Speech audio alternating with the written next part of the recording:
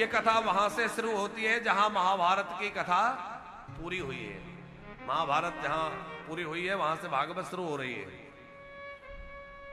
कथा है कि जिस समय महाभारत का युद्ध पूर्ण हो गया तो उस युद्ध भूमि में योद्धाओं के सब बिखरे हुए पड़े थे। रक्त की नदियां सी बह रही थी। कौए गीद जहां मर्जी आके बैठ जाते, सबों को नोचने लगते और सबों के ढेर में ही घायल अवस्था में दुर्योधन पड़ा हुआ है, जिसके उर्दंड भीमसेन की गदा से खंडित हो गए हैं। उर्दंड बोलते जंघाओं को। भीमसेन ने अपने गदा से प्रहार कर करके जिसकी जंघाएं तोड़ दी। रक्त से लथपथ हुआ दुर्योधन पड़ा है, अभी मरा नहीं है, लेकिन गीध कौए उसको मरा हुआ समझकर उसके ऊपर बैठने लगते हैं। उनको भगाते भगाते परेशान हो गया। ऐसी स्थिति में उसका मित्र अश्वत्थामा मिलने आया, और जब अश्वत्थामा आया तो दुर्योधन की वह दुर्दशा देखकर बहुत रोना आया। मित्र, मैंने तुम्हारा वह पराभव, मैंने तुम्हारा वह ऐश्वर्य देखा, और आज तुम्हारा यह पराभव देख रहा हूं कि तुम भूमि में पड़े हो। दुर्योधन ने कहा, देख लो, हार और जीत ये तो युद्ध की परिणाम है। किसी को विजय मिलती है तो किसी को जय मिलती है, और किसी को पराजय मिलती है। तो जय पराजय ये तो युद्ध का परिणाम है। मैं रो इसलिए रहा हूं कि हम लोग 100 भाई थे, एक भी नहीं बचा। 99 भाई मारे गए, 100वां मैं भी मृत्यु के मुख में हूं। और दुर्योधन 5 थे।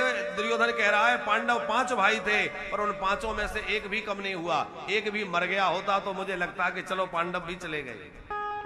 हम में से एक भी नहीं बचा और उनमें से एक भी नहीं गया। अश्वत्थामा ने कहा, क्या चाहते हो, तुम्हारी कोई आखिरी इच्छा?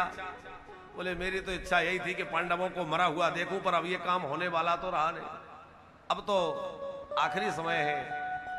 अश्वत्थामा बोला, चिंता मत करो, अवश्य ही तुम्हारी अंतिम इच्छा मैं पूरी करूंगा, क्योंकि मैं तुम्हारा मित्र हूं। और तुमने यदि मुझे अपना सेनापति बनाया होता तो आज तुम्हें यह दिन देखना ही नहीं पड़ता। तुमने तो अपना सेनापति कभी पितामह भीष्म को बनाया, कभी गुरु द्रोणाचार्य को बनाया, पर मुझे नहीं बनाया। दुर्योधन ने कहा कि कोई बात नहीं, अभी तो मैं जीवित हूं।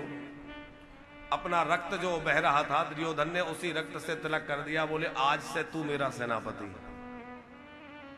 अश्वत्थामा ने सोचा कि अब सेनापति बनाया है, कुछ करके दिखाना होगा।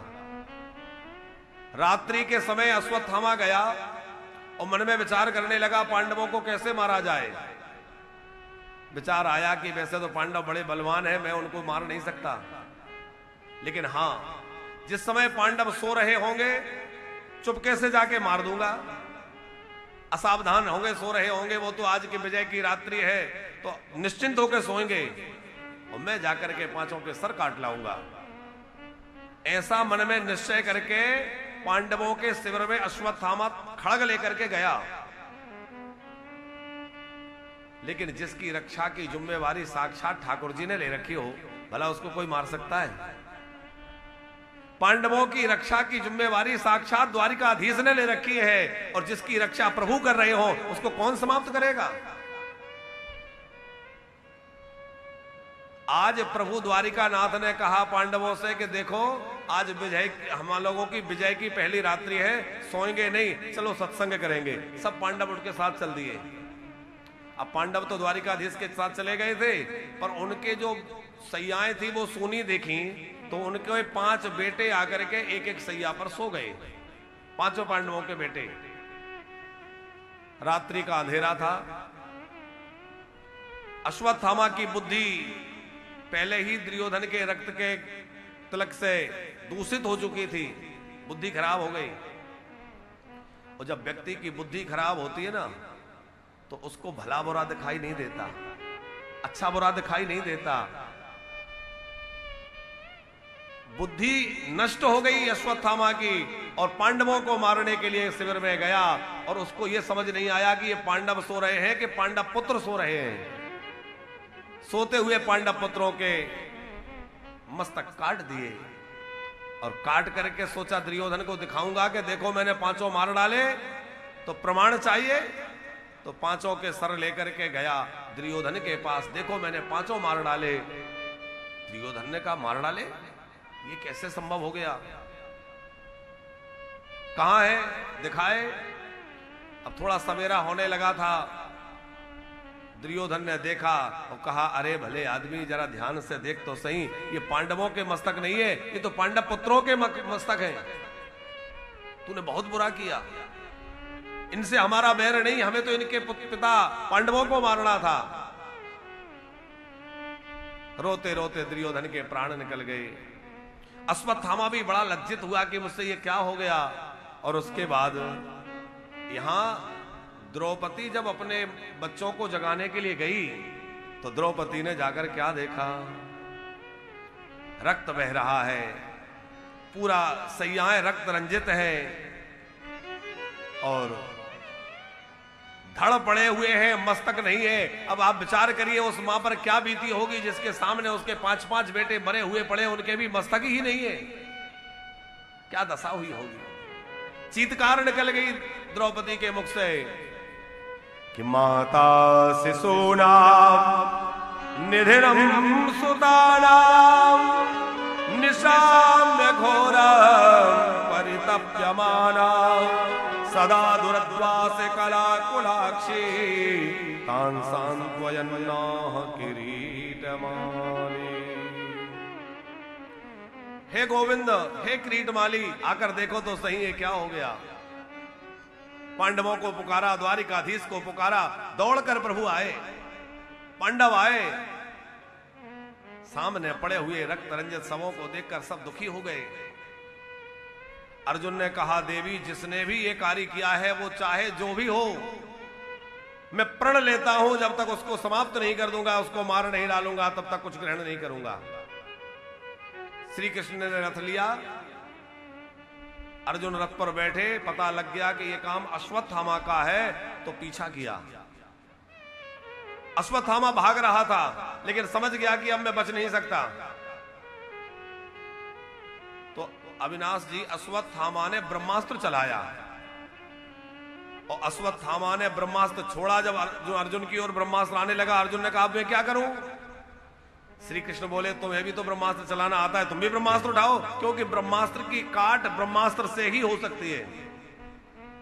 अर्जुन ने भी गुरु चरणों का स्मरण किया, ब्रह्मास्त्र चलाया और दोनों ब्रह्मास्त्र आपस में टकराए, अग्नि बरसने लगी, लगता था प्रलय आ जाएगी, सब जल करके नष्ट हो जाएगा। उस समय श्री कृष्ण ने कहा अर्जुन, अश्वत्थामा, दोनों अपने अपने शस्त्र वापस ले लो। अब अश्वत्थामा हाथ पैर फूलने लगे, क्योंकि ब्रह्मास्त्र चलाना तो अश्वत्थामा जानता था, लौटाना नहीं जानता था। अर्जुन को शस्त्र चलाना भी आता है और शस्त्र को लौटाना भी आता है, पर अश्वत्थामा के पास अधूरी विद्या थी, शस्त्र चलाना तो जानता है, लौटाना नहीं जानता। अब घबराया, मैं लौटा नहीं सकता। श्री कृष्ण ने कहा अर्जुन तुम दोनों ब्रह्मास्त्र को शांत करो। अर्जुन ने जो है वही प्राणायाम करके, आचमन करके और दोनों ब्रह्मास्त्रों को शांत किया। दौड़ करके अश्वत्थामा को बंदी बना लिया और पशु की तरह खींचते हुए लेकर के आए। श्री कृष्ण ने तो कहा अर्जुन इसको बंदी क्यों बना रहे हो, मार क्यों नहीं डालते। मार डालना चाहिए, तुम्हारा प्रण है कि मैं मार डालूंगा, लेकिन अर्जुन ने मारा नहीं। आखिर अर्जुन के मन में कहीं ना कहीं दया का भाव है। मैं ले जाकर इसको द्रौपदी के सामने डाल दूं, फिर द्रौपदी को जो भी दंड देना हो वो देगी। बांध करके अश्वत्थामा को द्रौपदी के सामने पटक दिया। द्रौपदी ने सोचा कि देखूं तो सही वो हत्यारा कौन है जिसने सोते हुए बच्चों को मार डाला। और जैसे ही नजरें उठा के देखा तो गुरुजी द्रोणाचार्य जो हैं उनके बेटे हैं अश्वत्थामा, गुरुपुत्र। सहसा द्रौपदी के हाथ जुड़ गए, ये तो हमारे गुरुजी के बेटे हैं, ये तो अश्वत्थामा जी है ना, इनको बंदी बना के लाए हो। अर्जुन ने कहा देवी तुम्हारे 5 बेटों के हत्यारा यही है, इसी ने तुम्हारे बेटों को मारा है। द्रौपदी बोली देखो मुझे इसमें हत्यारा नहीं दिख रहा है, मुझे तो इसमें गुरुजी का दर्शन हो रहा है। क्योंकि अब हमारे गुरुजी तो संसार में रहे नहीं, पर गुरु के पुत्र जब रहे, देखो गुरुजी चले जाएं तो गुरु पुत्र को ही गुरु रूप में देखना चाहिए। तो द्रौपदी कह रही है कि गुरुजी तो युद्ध में चले गए, पर उनके पुत्र ये है तो ये हमारे लिए गुरु तुल्य ही है, ब्राह्मण है, गुरु पुत्र है, और इस प्रकार इनको बंदी बना के दंड देना ये हमारे लिए अनुचित है। अरे आर्य अब विचार करें, हम लोग क्षत्रिय हैं, और क्या क्षत्रियों का यह धर्म है कि ब्राह्मणों को इस तरह बंदी बना करके उनका वध करें, उनकी हत्या करें? नहीं नहीं। द्रौपदी ने यहां 2 बार कहा है काबरा जी छोड़ो छोड़ो, माने वो कह रही है मेरा पक्का निश्चय है कि चाहे जो कुछ किया हो इसने, पर इसको मुक्त कर दो, इसको मारना नहीं है। उवाच चासहन्यस्य बंधनानयनम सते मुच्यताम मेषो ब्राह्मणो नितराम गुरु, ब्राह्मणो नितराम गुरु।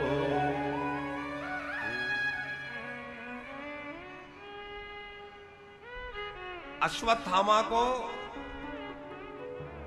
अर्जुन ने मारा नहीं, बहुत ध्यान से समझिएगा। क्यों नहीं मारा, किस किस को नहीं मारना चाहिए? यहां बड़ी सुंदर एक बात आई है।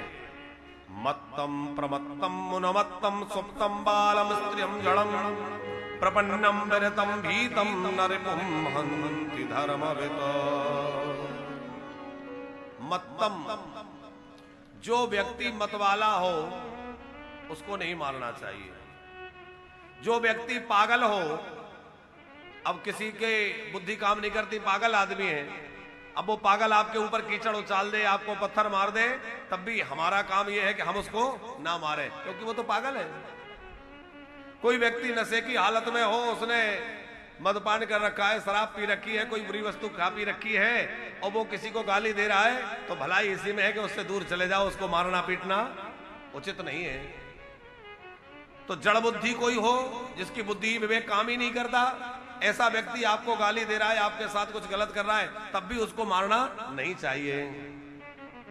बालक को नहीं मारना चाहिए, स्त्रियों को नहीं मारना चाहिए। हमारे यहां शास्त्रों में कहा है जो स्त्री के ऊपर हाथ उठाता है, स्त्री के ऊपर हाथ उठाकर जैसे ही वो प्रहार करता है तो उसके सारे पुण्य नष्ट हो जाते हैं। क्योंकि जहां स्त्रियों की पूजा होती है वहां देवता रमण करते हैं, और जहां स्त्रियों के आंसू गिरते हैं वहां से भगवती लक्ष्मी ऐश्वर्य आदि सब विदा हो जाते हैं। जिन घरों में बहुएं दुखी रहती हैं, जिन घरों में जो है वहां की नारियां दुखी रहती हैं, उन घरों से रिद्धि सिद्धि समृद्धि सब विदा हो जाती है। जहां स्त्रियों के आंसू टपके वह भूमि अपवित्र मानी जाती है। तो बालक पर कभी प्रहार नहीं करना चाहिए, स्त्रियों पर प्रहार नहीं करना चाहिए। कोई व्यक्ति बहुत भयभीत हो रहा हो, बहुत डरा हुआ हो, उस पर भी प्रहार नहीं करना चाहिए। कोई व्यक्ति धने जो है रतहीन हो गया हो, शरणागत हो गया हो, कह रहा हो मैं आपकी शरण में हूं, मुझे छोड़ दीजिए, क्षमा मांग रहा हो, उस पर भी प्रहार नहीं करना चाहिए। अब कोई हाथ जोड़ के क्षमा मांग रहा है, पैर पकड़ रहा है, और आप उसको दंड दें, ये भी अनुचित है।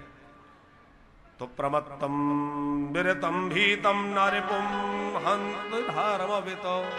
धर्मवेत्ता लोग ऐसे व्यक्ति को नहीं मारते, इसलिए अश्वत्थामा को अर्जुन ने मारा नहीं, बंदी बना लिया। लेकिन द्रौपदी कह रही है कि इसको छोड़ दो छोड़ दो छोड़ दो, बार बार कह रही है। द्रौपदी ने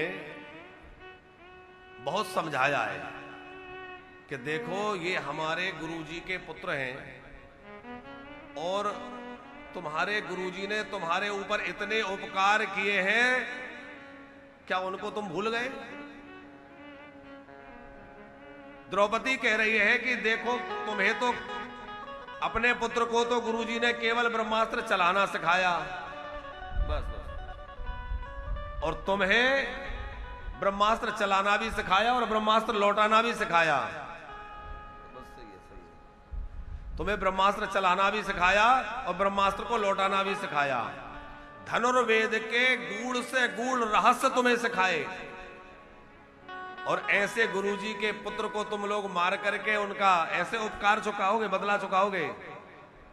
द्रौपदी ने बड़े नीति की बातें कही हैं। हम लोग क्षत्रिय हैं और क्षत्रियों का धर्म यह नहीं है कि वह ब्राह्मणों के साथ ऐसा व्यवहार करें। भले ही ब्राह्मण ने कोई अपराध किया हो, पर हम उनको दंड नहीं दे सकते।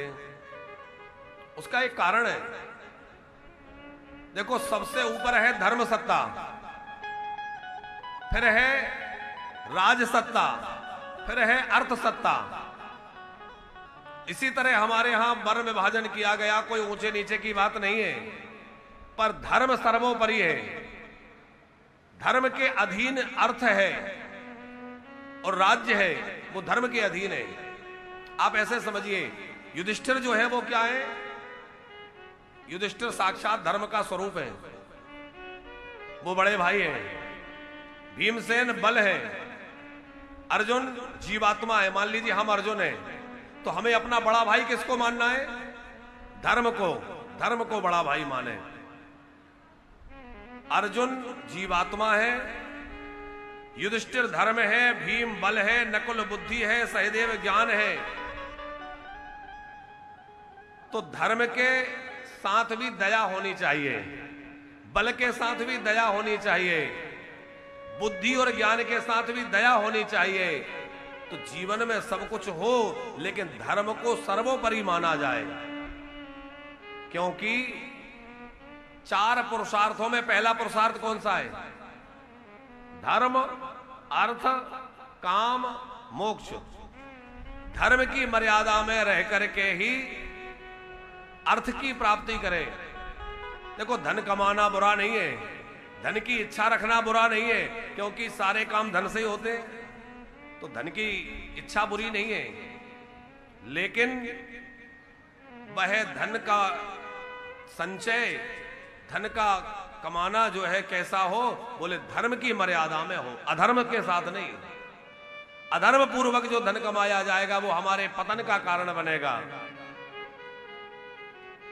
तो सबसे ऊपर धर्म सत्ता को रखा, उसके अंतर्गत राज सत्ता को रखा, उसके बाद अर्थ सत्ता को रखा। यह व्यवस्था हमारे ऋषियों ने प्रदान की, धर्म सत्ता।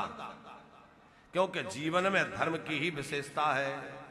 धर्मो हीनो पशु समाना। जिसके जीवन में धर्म नहीं है, उसका जीवन तो पशु के तुल्य है। यहां द्रौपदी ने समझाया, हमारा धर्म यह नहीं है कि हम इस समय इनको दंड दें। ये ब्राह्मण हैं, गुरुजी के बेटा हैं, इनने जो गलती की सो की, पर इनको छोड़ दो।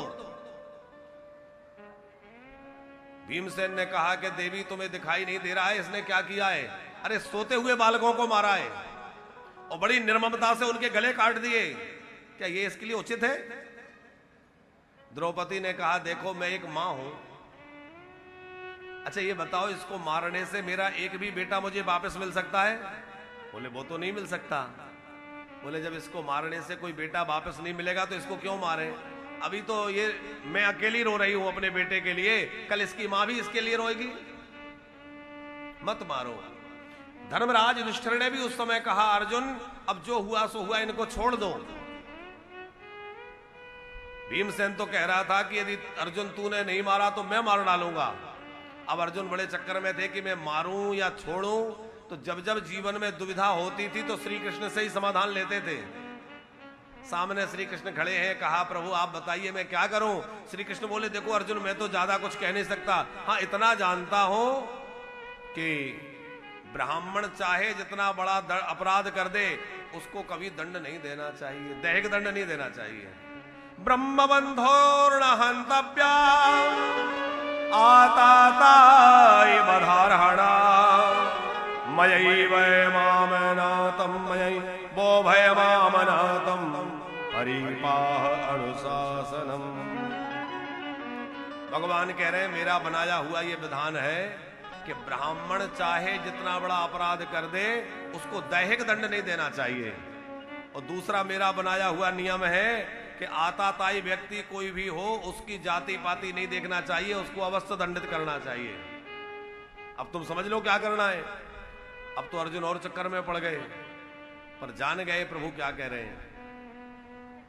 सम्मानित व्यक्ति का अपमान ही उसकी मृत्यु है, मानो यही प्रभु संकेत कर रहे हैं। तो भगवान की वाणी को समझ करके अर्जुन ने अश्वत्थामा को बंधनों से तो मुक्त कर दिया, पर धक्के दे करके, अपमानित करके, और कहा जाता है अश्वत्थामा के मस्तक में एक मणि थी, वो मणि निकाल करके धक्के देके निकाल दिया।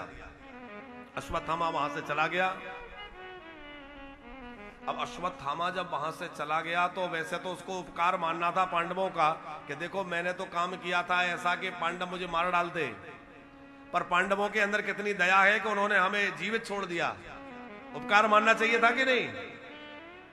लेकिन अश्वत्थामा ने उपकार नहीं माना, बल्कि अश्वत्थामा कह रहा है कि मैं पांडवों से बदला लूंगा, उन्होंने मुझे अपमानित किया। और बदला लेने के लिए क्या किया? ब्रह्मास्त्र उठाया और सोचा कि मैं पांडवों के वंश को ही समाप्त कर दूंगा। विचार आया पांडवों के वंश में बचा कौन है? बोले पांडवों के पुत्र वधु है उत्तरा। आप लोगों ने उत्तरा का नाम सबने सुना होगा। अर्जुन के बेटे का नाम है अभिमन्यु, अभिमन्यु की पत्नी का नाम है उत्तरा। जिस समय अभिमन्यु चक्रव्यूह में फंसे हैं, युद्ध के लिए गए हैं, उस समय सब जगह चर्चा हो रही थी, भाई देखो इसकी पत्नी गर्भवती है, ये पिता बनने वाला था, युद्ध में जाके मारा गया, वीरगति को प्राप्त हो गया। तो वो चर्चा का विषय था और अश्वत्थामा ने वो बातें सुनी थी। उसको लगा कि यदि उत्तरा के गर्भ में कोई बालक है तो वो जन्म लेगा, पांडवों का वंश आगे बढ़ जाएगा, मैं उस गर्भ को ही नष्ट कर दूंगा ताकि पांडवों का वंश समाप्त हो जाए। उसने ऐसे बाण छोड़े कि 5 बाण तो 5 पांडवों पे छोड़े और एक बाण जो है उत्तरा के गर्भ पर छोड़ा, उस गर्भ को नष्ट करने के लिए।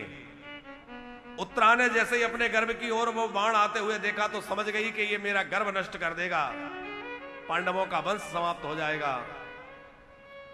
उसने हाथ जोड़ के भगवान द्वारिकाधीश को पुकारा, पाहि पाहि महायोगिन देवदेव जगत्पते नान्यं त्वदभयं पश्ये यत्र मृत्योः परस्पर। पाहि पाहि महायोगे देवदेव जगत्पते नान्यं त्वदभयं पश्ये यत्र मृत्योः परस्पर। हे द्वारिकानाथ मेरी रक्षा करिए, हे महायोगिन, हे जगतपते रक्षा करिए। और भगवान द्वारिकाधीश को पुकारा। भगवान ने जरा भी देर नहीं लगाई, दौड़ के चले आए और द्वारिकाधीश उत्तरा के श्वासों के द्वारा उसके गर्भ में चले गए। छोटा सा रूप बना के सूक्ष्म रूप धारण कर लिया और गर्भ में जाकर के गर्भ में जो बालक है उसकी रक्षा में नियुक्त हो गए। ऐसा अपना जो है कौमदी गदा घुमाया कि ब्रह्मास्त्र को शांत कर दिया, पांडवों की भी रक्षा कर ली और गर्भ की भी रक्षा द्वारकाधीश ने कर दी। उसके बाद भगवान बाहर आए, उत्तरा के गर्भ की रक्षा हो गई। देखो भगवान को भक्त प्रेम से बुलाए तो भगवान कहां नहीं पहुंच जाते। कई लोग कहते हैं कि भगवान मां के गर्भ में नहीं आते क्योंकि वो तो परमात्मा है। मां का गर्भ तो जीवों को प्राप्त होता है, हम लोग जीवात्मा हैं, अपने कर्मों के अनुसार मां के गर्भ में जाना पड़ता है। लेकिन परमात्मा वो तो प्रकट होते हैं, ऐसा भी महापुरुष कहते हैं। हो सकता है देवकी के गर्भ में, कौशल्या के गर्भ में भगवान न गए हों, लेकिन उत्तरा के गर्भ में भगवान गए। ये तो ये कथा स्पष्ट कह रही है। क्यों गए? अपनी भक्त की रक्षा के लिए। मानो कथा कह रही है कि भक्त जहां होगा भगवान संकोच नहीं करेंगे, उसकी रक्षा के लिए वहीं पहुंच जाएंगे। कोई पुकार के तो देखे, भक्त के लिए भगवान हर कहीं पहुंच जाते हैं। भक्त की रक्षा के लिए भगवान सदैव तत्पर रहते हैं। भगवान के आने में देरी नहीं है, हमारे बुलाने में देरी है। हम लोग भगवान को उस विधि से, उस प्रेम से, उस आर्त भाव से नहीं पुकारते जिससे पुकारना चाहिए। वरना द्रौपदी की आधी पुकार सुन के दौड़ पड़ेगी नहीं। जब उस ग्राह ने पैर पकड़ लिया, गजेंद्र ने पुकारा भगवान आधे नाम पे दौड़ेगी नहीं। जब जब किसी भक्त ने बुलाया भगवान दौड़े चले आए। तो भैया हमारे लिए क्यों नहीं आ रहे? हमारे बुलाने में कमी है, उसके आने में देरी नहीं है। हमारे बुलाने में कमजोरी हो रही है। एक बार प्रेम से बुला के देखिए। आखिर हमारे पुकार में कहां कमजोरी है? अविनाश जी, भगवान द्वारिकाधीश से द्रौपदी ने कहा एक बार कि प्रभु आपने मेरे चीरहरण के समय आने में बहुत देर लगा दी थी, आप बहुत देरी से आए। द्वारिकाधीश बोले बहन देखो फालतू मुझ पे वो आरोप मत लगाओ, मैं देर से नहीं आया, तुमने मुझे देर से बुलाया। बोले क्या मतलब? बोले मैं सोच रहा था कि जिस समय दुर्योधन ने कहा कि मेरी ओर से चौसर के पांसे मेरे मामा शकुनी डालेंगे, आपको पता है वहां चौसर का खेल हुआ था, द्युत क्रीड़ा। अच्छा, कई लोग कहते हैं कि धर्मराज युधिष्ठिर ने जुआ क्यों खेला? क्योंकि जुआ खेलना तो पाप है, अच्छी बात तो है नहीं। तो दुर्योधन के साथ में युधिष्ठिर ने जुआ क्यों खेला? वो तो धर्मराज है। दूसरा एक प्रश्न यहां ये खड़ा होता है कि जुआ खेला सो खेला, अपनी पत्नी को जुए के दांव पर लगा दिया। तो क्या एक समझदार व्यक्ति के लिए ये काम सही है? वो भी धर्मात्मा युधिष्ठिर महाराज ऐसा कर रहे हैं कि वो अपनी पत्नी, अरे पत्नी कोई वस्तु थोड़ी है, कोई सामान है क्या? उठाया दांव पे लगा दिया। पर पत्नी को दांव पे जुए के कैसे लगा दिया? विचार की बात है कि नहीं? पर इसमें महाभारत आप पढ़िए तो आपको पता चलेगा कि युधिष्ठिर ने यह सब अपने मन से नहीं किया।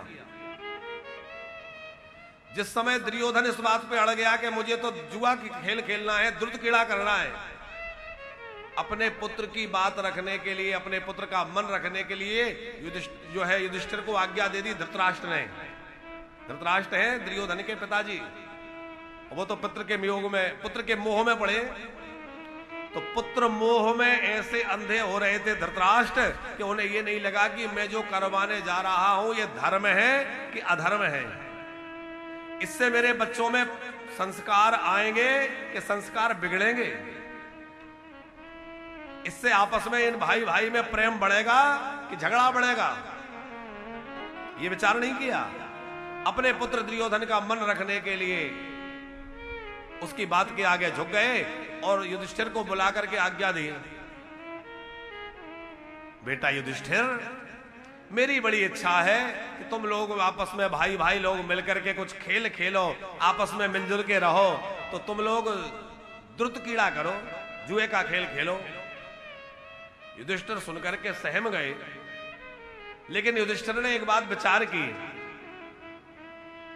कि मेरे पिता पांडु जो है अब इस दुनिया में नहीं रहे, अब मेरे पिता कौन है? बोले मेरे पिता के बड़े भाई, वही मेरे लिए पिता तुल्य हैं। पांडु के बड़े भाई हैं धृतराष्ट्र। तो एक तो यह अन्नदाता है क्योंकि राजा है, राजा भगवान का रूप माना जाता है। दूसरे ये मेरे पिता के बड़े भाई होने के नाते मेरे लिए पिता के समान आदरणीय है। इनके द्वारा दिया गया आदेश मेरे लिए जो है श्रोधार्य है, ये जो भी आज्ञा करेंगे वो मुझे करना ही चाहिए। यह विचार करके युधिष्ठिर ने जुआ खेलना स्वीकार किया। तो अपनी मर्जी से जुआ नहीं खेला। क्यों खेला? बड़े पिताजी की आज्ञा है, ताऊ जी की आज्ञा है। मातो पिता गुरु प्रभु के बाने, मातो पिता गुरु प्रभु की बानी, बिनहि विचार करहु शोभ जाने, बिनहि विचार करहु शोभ जाने।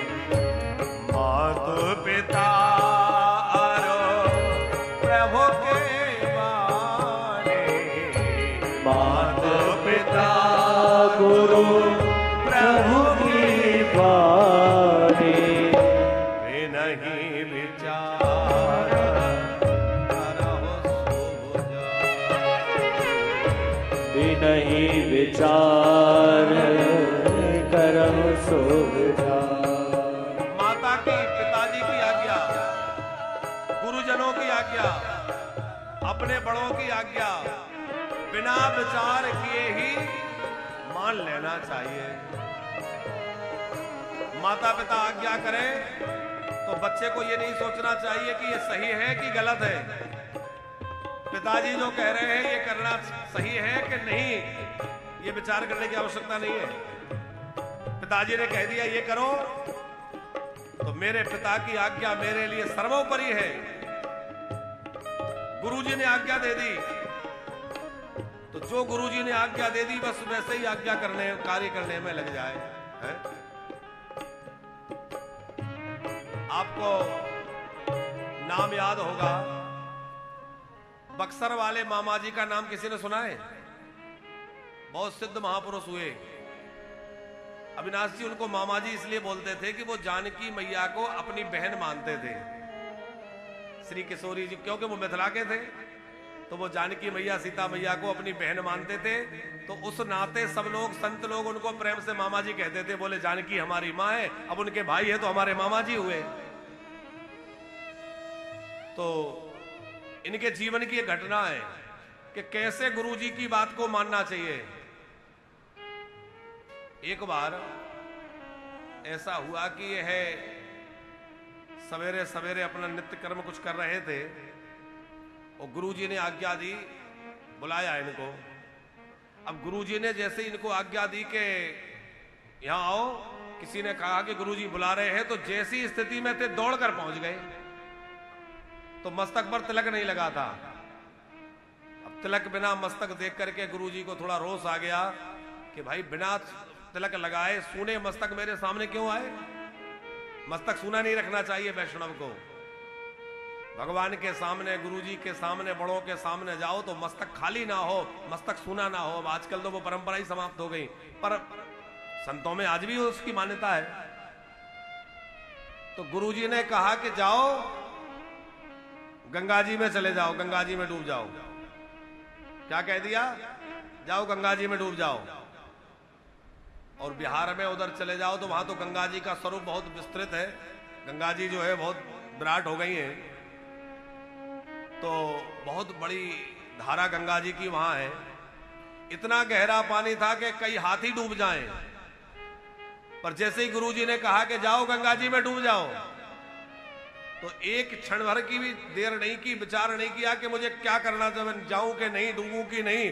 तुरंत चले गए गंगा जी में और जाकर गंगा जी में डुबकी लगाने लगे। तो वहां बड़ी विचित्र बात यह हुई काबरा जी कि गंगा जी में गए तो इतना गहरा जल था कि हाथी डूब जाएं, लेकिन इनके घुटने घुटने तक ही जल रहा।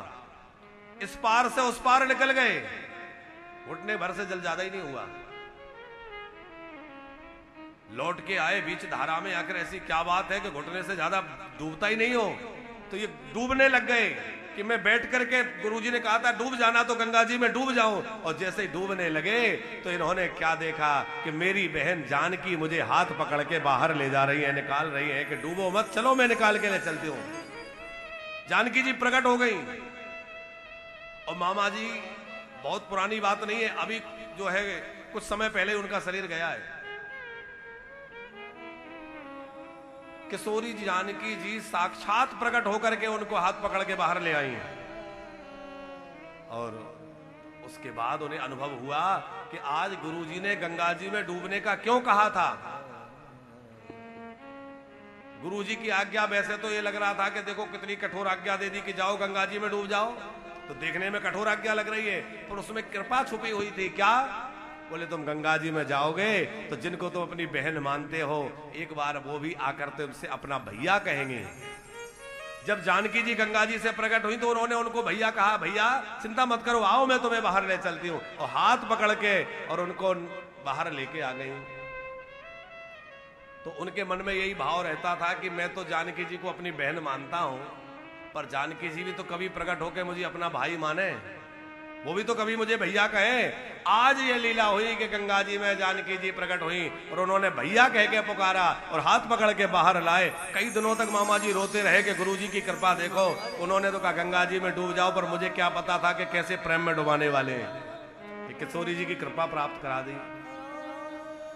तो बड़ों की आज्ञा, गुरुजनों की आज्ञा जो है वह बिना विचार के ही स्वीकार कर लेनी चाहिए।